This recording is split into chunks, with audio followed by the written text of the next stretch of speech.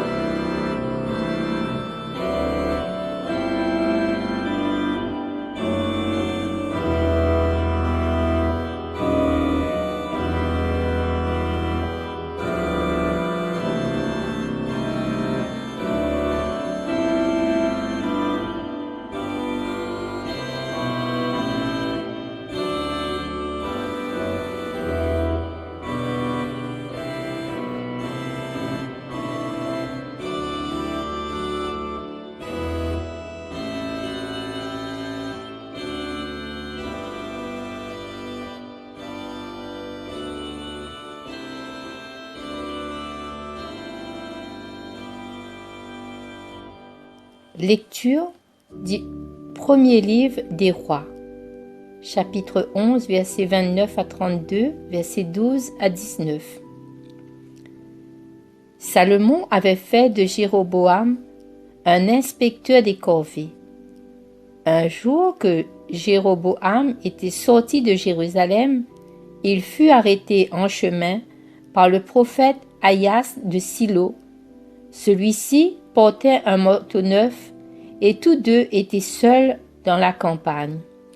Ahias prit le manteau neuf qu'il portait et le déchira en 12 morceaux. Puis dit à Jéroboam, « Prends pour toi 10 morceaux, car ainsi parle le Seigneur, Dieu d'Israël. Voici que je vais déchirer le royaume en l'arrachant à Salomon, et je te donnerai 10 tribus. Il lui restera une tribu à cause de mon serviteur David et de Jérusalem, la ville que je me suis choisie parmi toutes les tribus d'Israël. Les 10 tribus d'Israël rejetèrent la maison de David, et cette situation dure encore aujourd'hui, où ceci est écrit. Parole du Seigneur, nous rendons grâce à Dieu.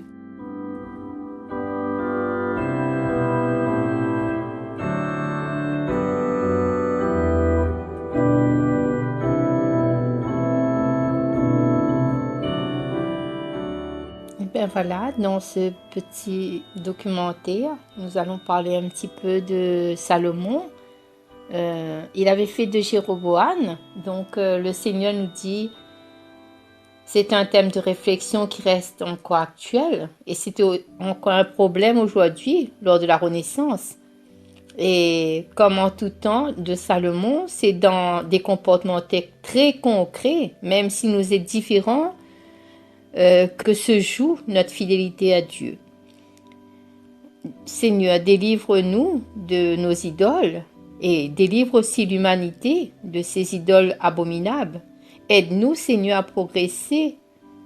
Aide l'humanité. Fais progresser la science. Fais aussi progresser la sagesse de l'humanité. Et c'est parce qu'on n'a pas tout compris et qu'on n'a pas bien observé cette alliance avec le Seigneur. Donc les comportements de l'homme ne sont pas indifférents aujourd'hui et c'est pour ça que Dieu s'intéresse à nous. On ne peut pas faire n'importe quoi, même si ce n'est pas toujours facile de déterminer ce qui est bien et ce qui est mal.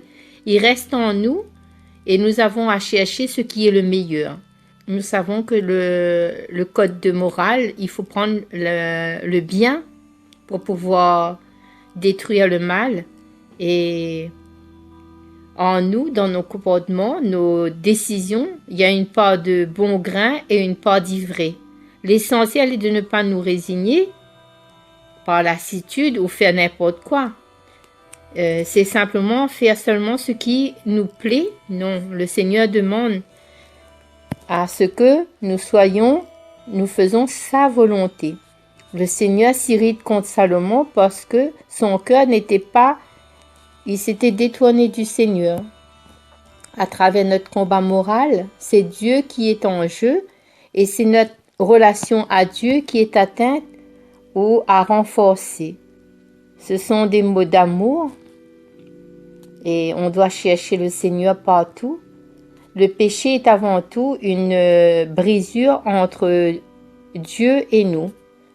Je me sais pécheresse, donc au Père, en pensant à mes propres péchés, je te prie Seigneur de mettre de la lumière sur ma route. Faites que je trouve aussi cet Esprit Saint qui est aussi donné et que mon âme exalte toujours le Seigneur et que je puisse chanter et me réjouir comme dans ce qu'on demande dans la lecture. Seigneur, comme un jour de fête, je danserai pour toi avec des cris de joie. Bonne fête à tous ceux qui sont nés aujourd'hui.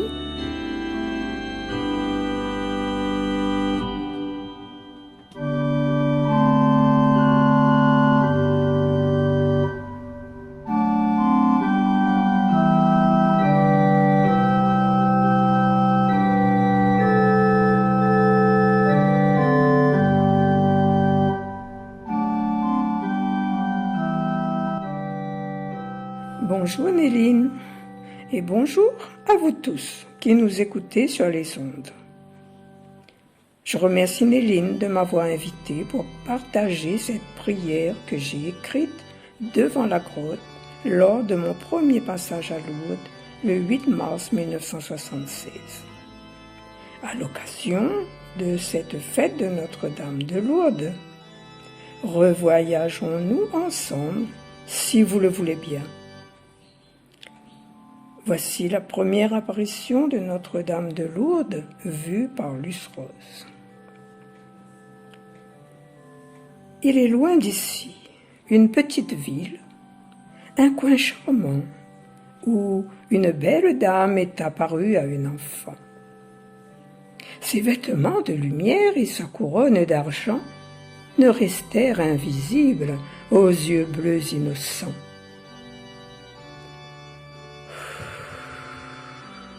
Un souffle mystérieux vint lécher la colline où Bernadette, comme elle s'appelle, venait chercher du bois avec ses copines.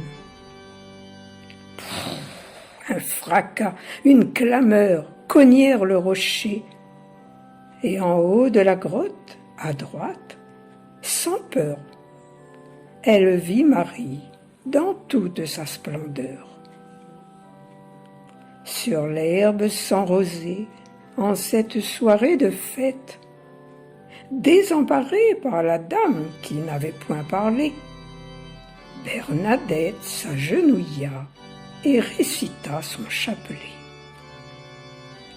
Aucune brise ne venait adoucir sous cette grotte les remous de la source d'eau vive apaisante qu'elle avait découverte en un jour de printemps. Un dernier rayon de soleil encerclait la dame qui ne tarda pas à disparaître, braquée par le regard implorant de l'enfant qui n'aurait jamais voulu la quitter et désirait tant la connaître. Comme tout redevint si calme, la fillette se leva parmi ce décor imprégné de beauté, de présence, de clarté divine et d'espérance. Sans un écho des arbres, sans voisin alerté, elle adorait toujours la place restée vide.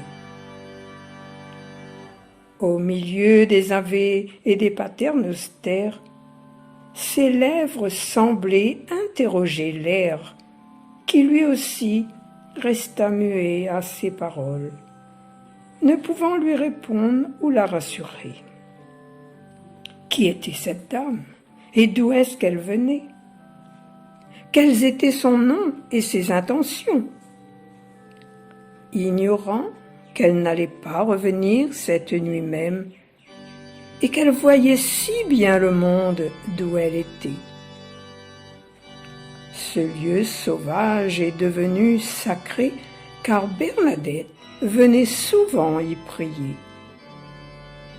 Mais le ciel revit, le firmament chante, embaumé des hymnes des pèlerins qui s'attardent, passant et repassant, en baisant le rocher pleureur, comme si ces quelques larmes pouvaient réconcilier leur âme de pécheur. Il n'est point d'escalier d'étoiles utile à l'univers qui puisse ressembler à ces sentiers devenus routes et à cette basilique enchanteresse dressée près du Gave. Si tu es lasse en passant ce coin nouveau, arrête-toi pour te laver dans son eau mystérieuse. Quand tu porteras quelques gouttes à tes lèvres, ta soif s'étanchera. Alors, tu te souviendras qu'aucune rosée du matin, qu'aucun voile du soir, même s'ils te saluèrent par ton nom, n'ont jamais mis autant d'amour et de bonheur en toi. Agenouille-toi donc sans avoir honte. Parmi les bienheureux du ciel qui récompensent, Bernadette attend que tu lui dises « Merci et aide-moi encore à découvrir et aimer les autres en Jésus et Marie. »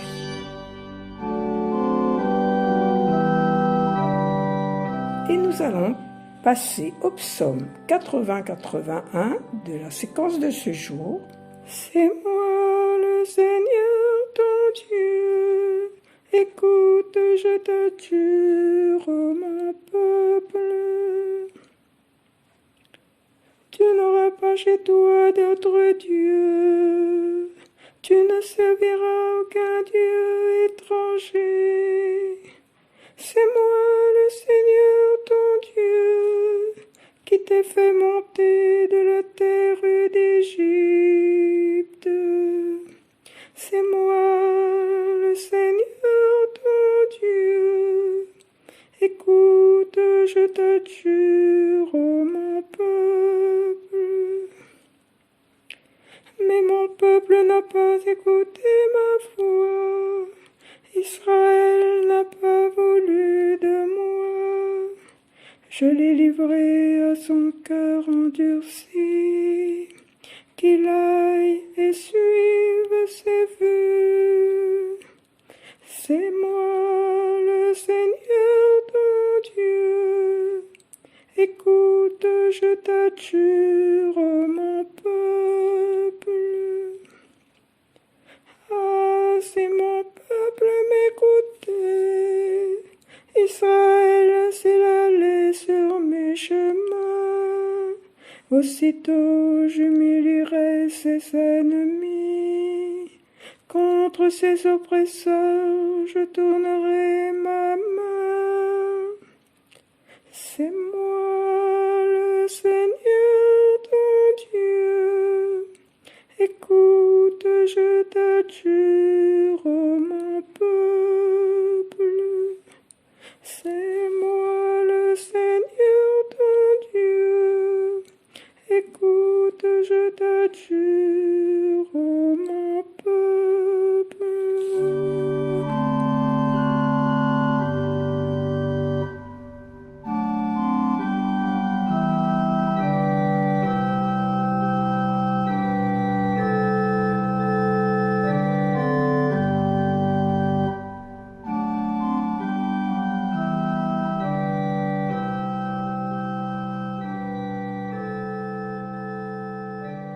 Et nous allons nous quitter sur le chant de 5 amis de l'hélice et une petite pensée pour tous les gens qui sont malades. Au revoir.